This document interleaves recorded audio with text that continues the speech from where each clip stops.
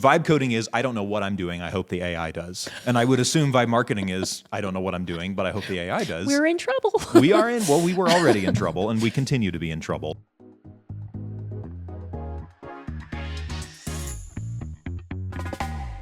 Okay. I'm feeling it. We're back in the rhythm. Okay, thank you. Welcome back to Velocitea, the Freeman&Forrest podcast. I love our name so much. It seems to change every episode or so how we get into this. We need to start with an icebreaker question today, Emily. I'm feeling like I need to warm up a little bit. So I have a question for you. Okay. This is one of the worst interview questions I've ever heard. Okay. So you should mix this into every interview that you give from now on. Yeah. Yeah. So if you had the choice, yes, would you rather fight a gorilla once a year or fight a chicken every time you get into your car? Okay. Excellent question. Thank you. Is this one of these things that you have to talk through so that they know how you think? Is that? Yeah, I think the I can't actual just answer, no. It's somehow revealing to the interviewer. I mean, I will say, I asked this to a friend of mine who lives like in the Bay Area, has a big tech job, and he was like, well, I don't own a car, so. Well, fine. If you don't own a car, the chicken waits for you in the shower. It's modified to your... Fight a chicken on the bus. There's lots of ways to take this. Yes. God, if you like put a chicken on just a regular city bus once a day, that'd be hilarious, by the way. It would. That's probably like a prank show in and of itself. Yeah. We should do this. Yeah. Okay, I would definitely fight a chicken every time I got into a car, and here's why. I don't know if the average person has seen a gorilla. Mm-hmm. Even the small ones are fucking horrifying. Like, they're gonna... You're probably not surviving that, right? No. Have you seen the videos? Like, they'll just grab you by the ankle and drag you through the jungle. Oh, yeah, that's where like 100 men or one gorilla argument came from recently. My gosh, yeah. Which is, the people keep coming up with this. The only one of those that I have truly loved is who would win, 100 Americans or 100 Brits. And the Brits were like, of course we win. And we were like, no. Like, universally, Americans are like, absolutely not. Have you been to Britain? I know. Like, we just have like one person from Queens. Right. We have one person from LA. We have one person from this. Have you seen what we left behind over there in that country? Oh my gosh. You know? Yeah. No, not a freaking chance. My new kind of like favorite hobby is watching videos of Americans who are being pickpocketed in Europe, and they like grab the Europeans. Because we don't have a pickpocketing here. We're one of the only countries actually that does not have a ton of pickpocketing. And they think the reason is because we're crazy and we're violent and people will kill you. That makes a lot of sense. Yeah. So yeah, it's actually dangerous to just pickpocket someone. Wow. Anyway, on that lovely note, I would fight a chicken because gorillas are, you're just not surviving. I think not. The original time I heard this question was an orangutan rather than a gorilla, which I think is a better distractor because I'm also sure an orangutan could do just as much damage to you as a gorilla, but I think people don't intuit that. Yeah, because they're sweet. Yes. Orangutans are very sweet. And I don't know. Are they sweet? Or do they just have great PR? You're right. Someone said, I was talking to someone about dogs and how dogs have actually specialized in human emotions now. Like there was this article about this. And that humans are experts in understanding dog emotions too. Like, we know exactly what a sad dog looks like, but I don't know what a sad lion looks like. No, I think I just did it. I was like, orangutans are gentle. Like, I don't know. Are they? I feel like anyone who finds out what a sad lion looks like is like the last thing they find out. So that information doesn't... It doesn't transfer. It really does not. Never got put into the code. No. We were going to talk today about vibe marketing. I know. We're starting with good vibes. I feel like this is... I feel like we are. Fitting. Okay, we've got to define what vibe marketing is because it seems like it's even less well defined than vibe coding, right? If that's possible. How did we settle on vibe? Of all the things, I hate the way we name things as like a culture. Mm-hmm. We just kind of universally decide this is the right word, and it's not. It's annoying. Well, we know that naming things is hard. We also know that if you do need to name something, you should never, ever put computer people in charge of it. And unfortunately, that's what's happened here in this case. And now, awfully, horribly, the marketing people are riffing off the names that the computer people came up with. That is not a good indication for our society. It should be going the other way. It's true. Yeah. It's very true. Okay, vibe marketing. I would say vibe marketing probably falls into a couple categories. I'm going to say broad umbrella. It's going to be generating content. It's going to be testing content and maybe giving you some kind of review data around what performed well. Though that one's arguably not in the umbrella, but I think it's part of it. Yeah. It has to be. It has to be. It feels like it's where AI is in the driver's seat. To me, that's when it becomes vibe marketing. Yeah. Or vibe coding. You're right. So AI is driving. Because not all AI-assisted coding is vibe coding. Yeah. No, you're right. You're totally right. Vibe coding is, I don't know what I'm doing. I hope the AI does. And I would assume vibe marketing is, I don't know what I'm doing, but I hope the AI does. We're in trouble. We were already in trouble, and we continue to be in trouble. Yeah. I'm trying to think of examples of vibe marketing, because I feel like it's more one of those things people are trying to make happen, like Fetch in the movie Mean Girls, rather than something that's actually happening. I've definitely seen like influencers, and I say that in the derogatory sense, on YouTube hawking. They're like, "Oh, you can make tons of money by using vibe marketing." It's like, oh, okay. Yes. So really, it's just course slop. It feels right? scammy. Yeah. Courses, filling things up, just creating a bunch of content. But I don't think it's content that moves the needle. And that's where I think, creating great marketing isn't just about creating marketing. It has to be something that actually drives outcomes. Oh, well, that's a controversial statement. Is it though? It shouldn't be. That's a great way to get heads nodding. But how do you actually do that? It brings me back to the idea of AI influencers too. I feel like every 2 to 3 weeks, I see somebody talking about, hey, I animated this AI personality, and now it's bringing in $250,000 a month hawking various products. Yeah, which I don't even know if receipts that's really on that. happening. Yeah, I don't know either. I'm not fully convinced that some of these people that claim they're making so much money, I'm looking at your background. It looks not like a mansion. Right. So how much money are you actually making? Well, if you were really making that much money, why would you be spending your time selling courses about it? Right? Yeah, You would either exactly. be making that amount of money, or you would be doing absolutely nothing. We're looking at you, Tim Ferriss. I don't know, man. Are we a Tim Ferriss defender? Not a Tim Ferriss defender, but I feel like it's unfair to compare him to the current generation of course slop You're merchants. right. He was OG. He was OG. Yeah. Well, put some respect on the Tim Ferriss name, please. He's going to write in, thank you, Forrest. I appreciate it. It's part of his 4 hours of work this week. He was kind of one of the OG podcasters too, right? He really was, yeah. I feel like him and, what's it, Vanderchuck? The wine guy. Gary Vaynerchuk, the LinkedIn guy. Yeah. Yeah. Or at least that's what he's become. I mean, I feel like until he puts out the 4-hour vibe marketer, at that point we can lose all respect for him. That's the book we're writing right now. There you go. Yeah. So we'll have AI transcribe this and put it out, and we're going to sell the course starting on Monday. It'll be... That would be horrible. Yes. And paired with this podcast, we have our course. Just $999. Learn how to vibe market in 2 weeks. Okay, but that said, we do have people come to us on a fairly regular basis, and they don't actually want AI influencers, because I don't think anyone actually does, but they'll be like, oh, so are you going to start selling AI influencers? Is that the future of your business? Not while I'm in charge of it. I don't think that's, I don't know. I mean, I can't I'm not a futurist. I can't tell you what's going to happen in 10 years. I don't think any of us really can. I don't think the futurists can either. That's no disqualification. Pretty sure you can. Yeah, but they confidently get up there. I think for vibe marketing, I've definitely seen some email newsletters come out, and I'm like, that feels like it was written by AI. Yeah, or at least zhuzhed beyond a reasonable amount. Like more than zhuzhed. Yeah. Which, by the way, I think the order, if you're going to utilize AI to write, which I still am not convinced that they are stellar writers, but I guess your average person, I think we're biased in this area because both of us have writing backgrounds. Yes. And so, but for your average person, it probably does do okay. But I think the order of operations would be you have AI draft something and then you do the zhuzhing, not the other way around. Yeah, I mean, I don't even know if I want to say average, maybe like a non-professional writer. Yeah. Right, would be, but at the same time, if you are a non-professional writer, I think at this point, using AI is not going to get you to the point where you can compete with really well done, professionally written copy. Yeah. What it's going to do is raise you to a middle plane of mediocrity in which you will be in a eternal mid-off with all the other, 1.5 billion people who are doing the same thing. Yeah. So it's not, it feels really good to see something land on the page that you feel like you wouldn't be able to access on your own. Yeah. And it's such an easy mental leap to go from there to, oh, I have created something genuinely useful and helpful here that other people are going to want to read. You're right. People almost never want to read things that AI has written, No, because it's you've talked, it blends together. It feels like AI. And it's hard to kind of put your finger on exactly why. We joke about the M dashes, but there's more than that. I just feel like writing is it's a sacred contract between someone who has something to say and someone who's interested in hearing it, right? If I couldn't be bothered to write it, why should you be bothered to read it? Yeah. I like that. Fun.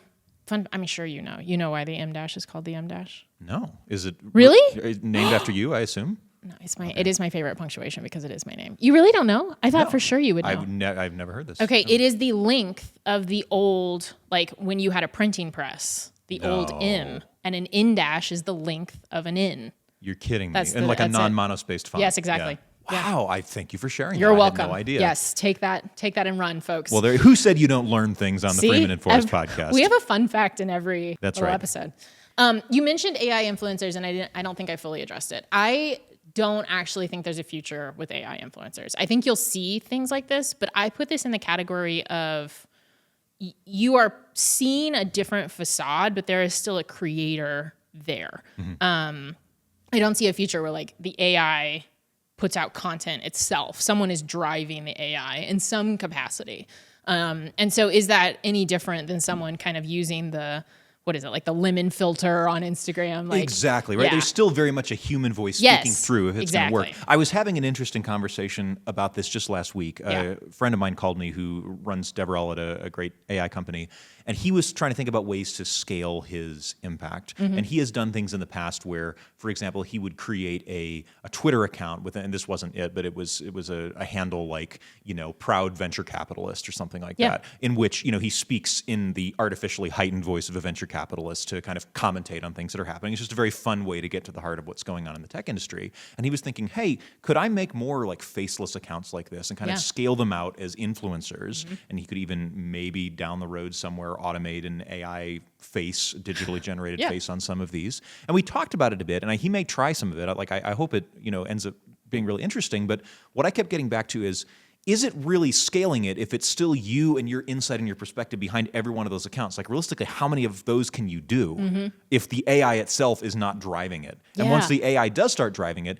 at that point, does it get so obnoxious so quickly? Like one of those on your timeline is probably a fun palate cleanser. Yeah. If it's 20 of them, it's like, get this off my feed, right? Well, even just thinking about, not to perpetually pick on Twitter/X, even now, the feed has become not all like AI content, but it has just become so much junk that I find it not a pleasurable experience to even be on there. I'm just not on Twitter much anymore because the people I care about don't pop up anymore, and I don't care about whatever X thinks I should be. Yeah, and that's a negative spiral too, because you don't see your friends, you assume your friends aren't there, you post less, they're also doing the same thing. Right? Oh, yeah. And eventually it is just a wasteland. It is, yeah. No, it's like we've been put in different fields and we're just literally screaming into the void. It is very sad. It is. So don't do AI influencers. The most transgressive thing that you can do is to be yourself. Be and yourself. speak in your own voice, right? I tell this to people all the time. They're like, how do you kind of like, when I'm talking about giving a conference talk or, I think this applies to a bunch of things. Having a really clear point of view is super important, and kind of highlighting the things that does make you different. Like I think people try and conform a little bit too much, and then there's nothing like special. Like your weirdness is why you are beloved. That's right. But that said, it's scary to be weird. It is. It's scary to go out and have a perspective that feels counter intuitive. I mean, even between you and me, I don't think on this podcast we've said anything that's like really dangerously That's true. outside of the consensus, right? That's very true. I don't even know what that would look like, but I think you and I both feel there's a very natural, do I want to say this? Oh, yeah, totally. Absolutely. Yeah, I mean, so maybe like a slightly more controversial thing to say would be, I believe that the people who are constantly looking for ways to do less and have AI do more in their marketing workflow are not only going to produce content that will not stand out, they are actually far from what they think they're doing, which is staying abreast of the industry and becoming more employable. They are actually taking giant steps to remove themselves from relevance. Definitely. And they will not have a strong future once this current bubble is over. Yeah. So you think, that's spicy. You think we're in a bubble? Yeah, you're right. That doesn't sound very spicy. No, that's just taken for granted. Like the minute that NVIDIA stock goes down a little bit, everything else all falls down from That's there, fair. right? I was reading an article, and like this is not my area of expertise, but it was talking about how the companies right now are actually more inflated than they were in the .com, the AI companies. Like relative to earnings? Yeah. Wow. Yeah. I was like, oh, that's bad. That doesn't seem That's very great. bad.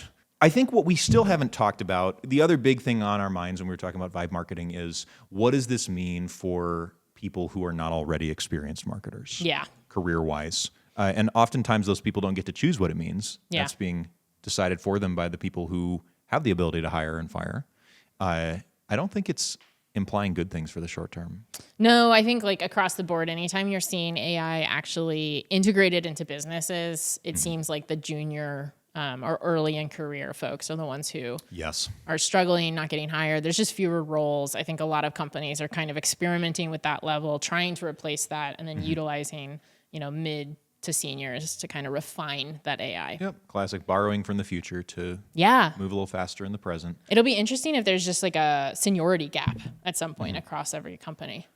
Yeah, I mean, this always seems like one of those like down the road disasters that never quite gets here. Somehow it always corrects itself a little bit. Yes. We're trying to do our part by bringing on some folks earlier in their careers to Freeman&Forrest. How do you go about training a new marketer today? Oh, that's a great question. I think like reading has to be part of it, right? Like, and creating your own sort of taste on things, like what makes great content, what makes great marketing. That's a place to start. And then you just have to get going and get feedback. Yes. I mean, I had my first salary job was at a PR agency. And there was a vice president there who would pick apart my writing constantly. I never did a good job.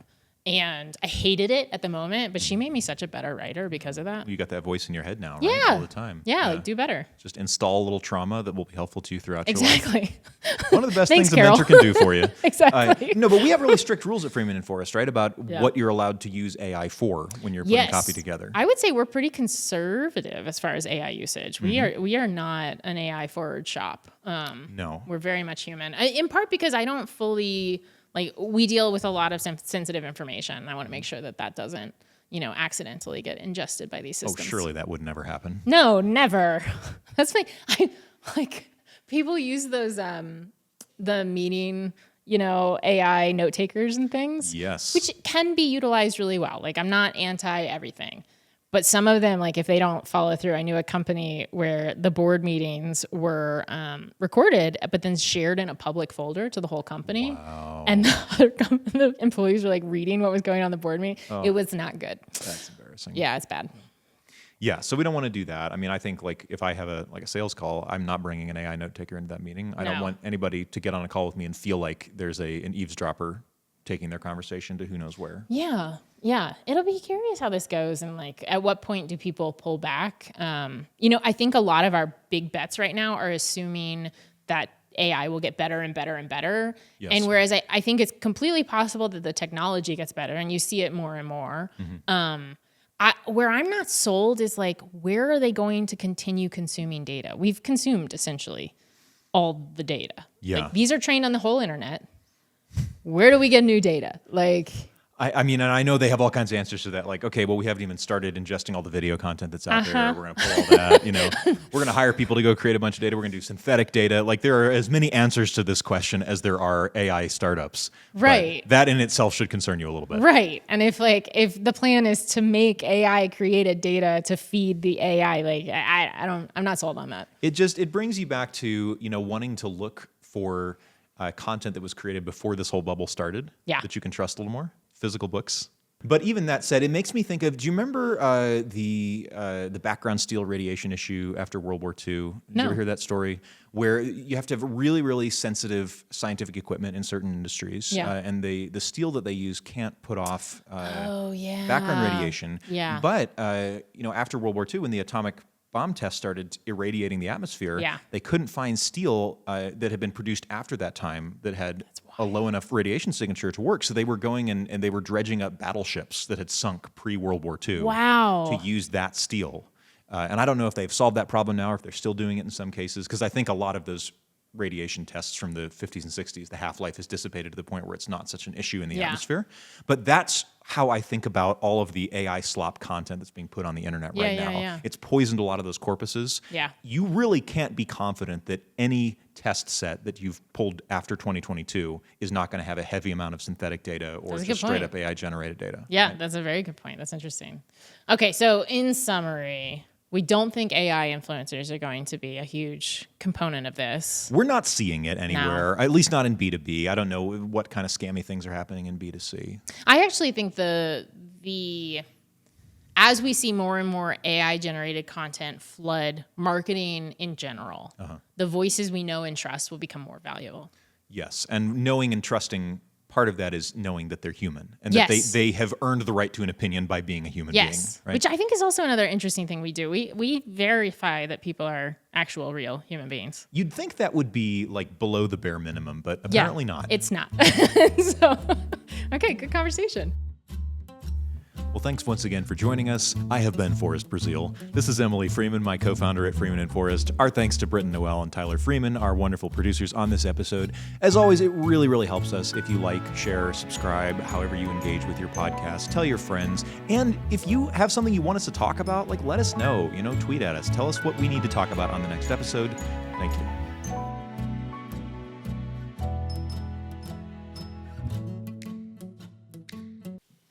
Look at us thought leading and having examples from Boom. the world.